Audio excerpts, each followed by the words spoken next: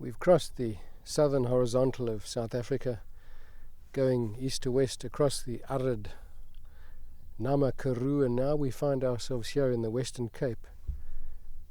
And these mountains behind me, those grey outlines, those are the outlines of the great Myburgh, and they get their name from the time when the early colonists or pioneers coming from the Cape Colony, this is as far as they would travel.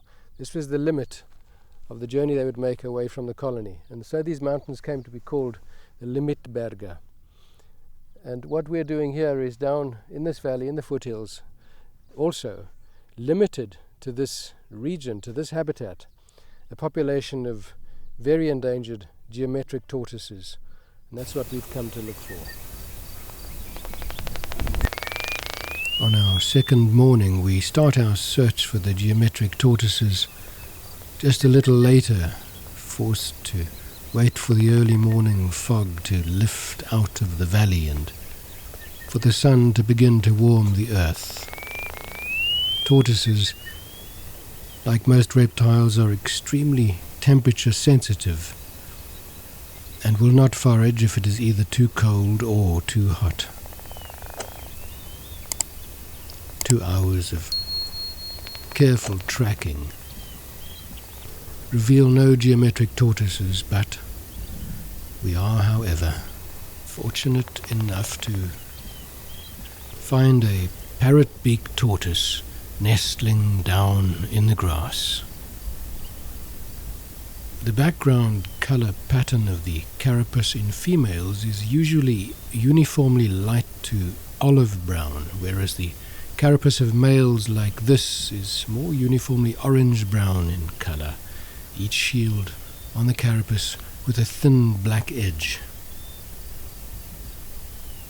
You can see also that the shell of the parrot-beaked tortoise is relatively flat.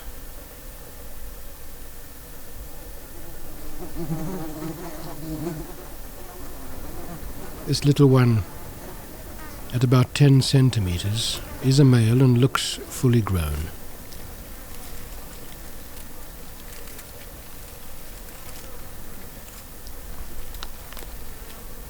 They have proportionately larger heads than the females, with that distinctly hooked upper jaw giving the appearance of the parrot beak, hence its name.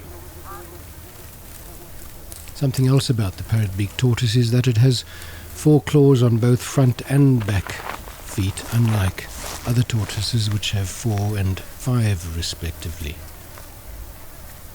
This little male heads off rapidly, and we don't delay him any longer than necessary, as it is not wise to stress tortoises, and as they do defecate when you pick them up and handle them, they sometimes lose valuable liquid, which is quite hard to replenish in a dry season and a dry environment. And so we leave it for the day, and time passes, and the sun finally gets to the western horizon.